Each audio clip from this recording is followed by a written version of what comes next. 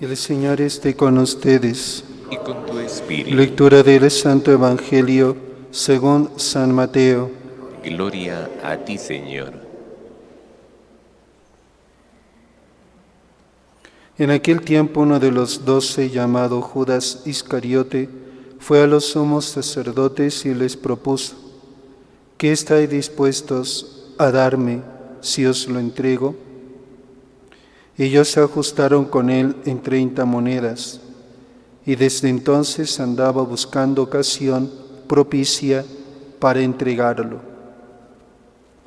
El primer día de los ácimos se acercaron los discípulos a Jesús y le preguntaron: ¿dónde quieres que te preparemos la cena de Pascua? Él contestó: id a la ciudad a casa de fulano y decidle: el Maestro dice, mi momento está cerca, deseo celebrar la Pascua en tu casa con mis discípulos.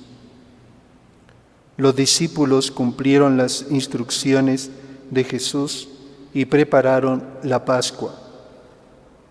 Al atardecer se puso a la mesa con los 12.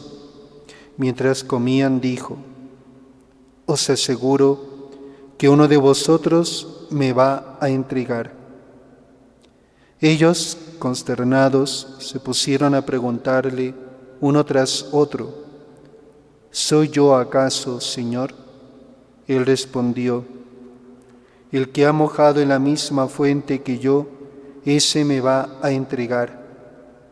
El Hijo del Hombre se va, como está escrito de él, pero ay del que va a entregar al Hijo del Hombre, más le valdría no haber nacido. Entonces preguntó Judas, el que lo iba a entregar: ¿soy yo acaso, Maestro? Y él respondió: tú lo has dicho. Palabra del Señor. Gloria a ti, Señor Jesús.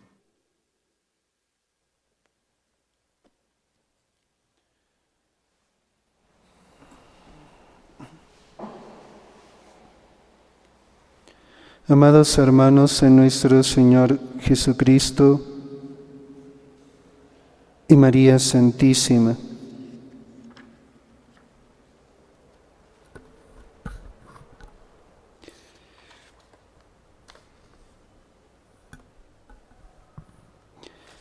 dice el Padre Filión: el hallarse un traidor entre los apóstoles suscita un problema de orden a la vez psicológico y teológico que no podemos pasar en silencio. ¿Cómo se explica que Jesús eligiese por apóstol a este miserable?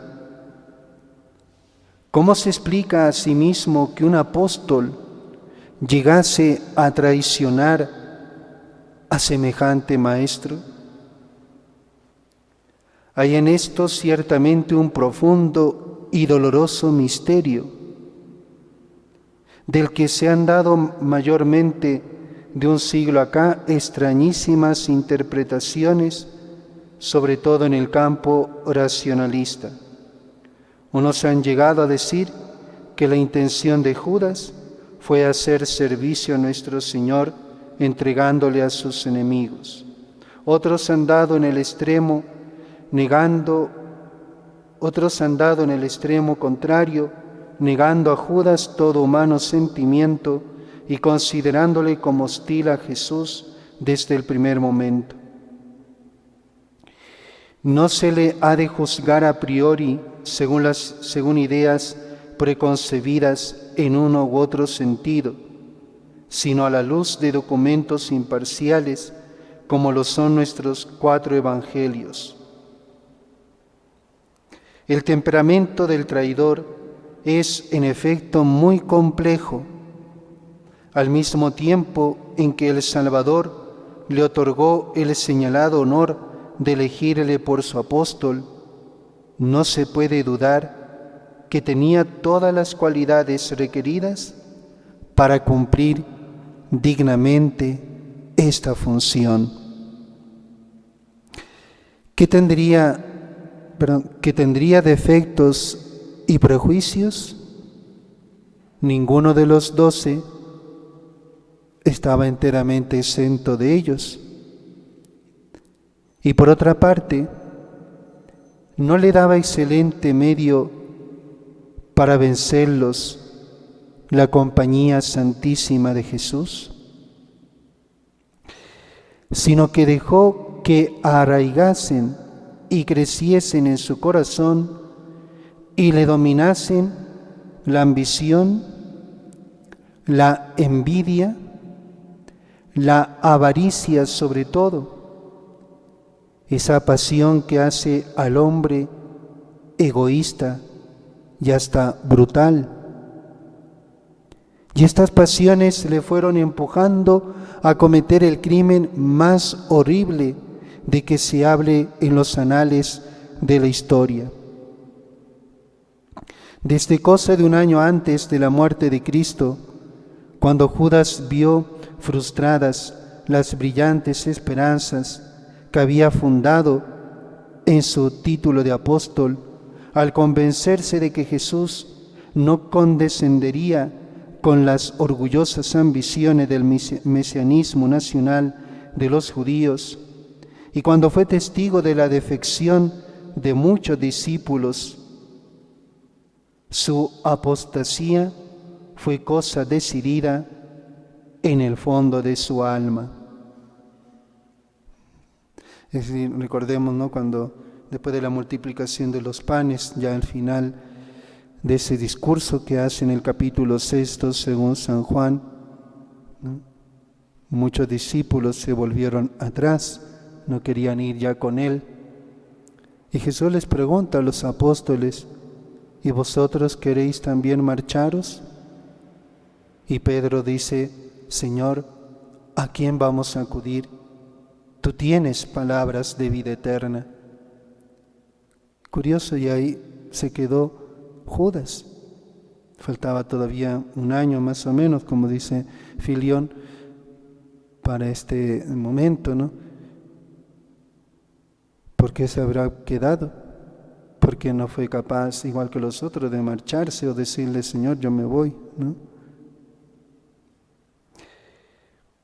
Y con todo, Jesús le había amado como a los demás apóstoles, y hasta le había dado singular pruebas de confianza, siéndole tesorero de la pequeña comunidad, como leíamos ayer o estos días o ayer, ¿no?, según el Evangelio de San Juan, como llevaba la bolsa, ¿no?, iba robando lo que iba adquiriendo, ¿no?, para los apóstoles, ¿no?, como era ladrón, ¿no?, dice San Juan. En diversas ocasiones le advirtió clara y enérgicamente, aunque siempre con suma delicadeza, del peligro moral que corría, mostrándole que nada ignoraba de sus negros designios, si bien lo hizo con palabras veladas para no excitar la sospecha de sus colegas. Incluso dice, ¿no?, el Evangelio que hemos leído, de qué manera se lo habrá dicho el Señor para que no se enterasen los apóstoles.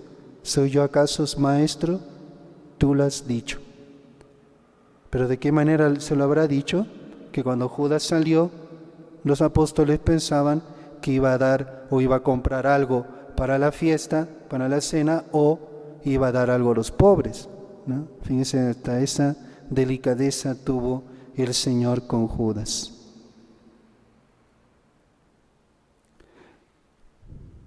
Todo fue en vano. El corazón de Judas se endureció cada vez más hasta el momento en que fue a hacer a los miembros del Sanedrín su horrible propuesta que hemos escuchado: ¿qué me queréis dar? Y yo os lo entregaré. Aún entonces intentó Jesús traerle a mejores sentimientos, haciendo un supremo esfuerzo para despertar su conciencia, mas sin conseguir conmoverla. Finalmente hubo de abandonarle a sí mismo y le dejó perpetrar su crimen. Lo que has de hacer, hazlo pronto. Para salvarle, hubiera sido menester quebrantar las condiciones a que Dios ha ligado la salvación de cada uno de los hombres. Y esto Jesús no podía moralmente hacerlo. En último término, el problema de la caída de Judas no es más que una parte de otro problema más general, el de conciliar la presciencia divina con la libertad humana, el problema de la predestinación. Judas está entre los apóstoles, como estuvo la serpiente en el paraíso terrestre. Caín en el seno de la primera familia humana, Cam en el arca, y siempre y en todas partes el mal junto al bien. Como dirá Jesús en la parábola la cizaña con el trigo. Era parte del colegio apostólico para servir de instrumento a la ejecución de los decretos providenciales relativos al Mesías. Apresurémonos a añadir que este instrumento obrará con absoluta libertad. Más aún, asistido constantemente de gracias especialísimas, con cuyo auxilio hubiera podido evitar su ignominiosa traición. Pero si él de todo abusó, ¿de quién fue la falta?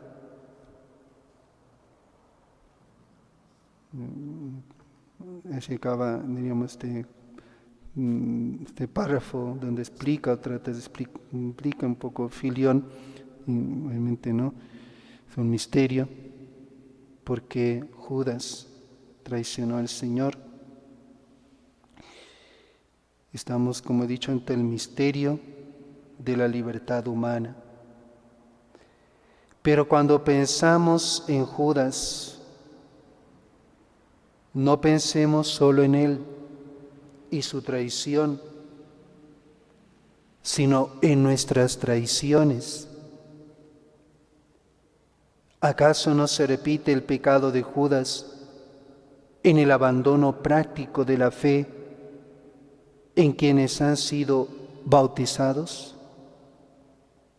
Cuando un bautizado no vive, no celebra y no transmite su fe, está traicionando a Jesús. Ahí donde un discípulo de Cristo deja de lado su fe, ahí está la huella de Judas.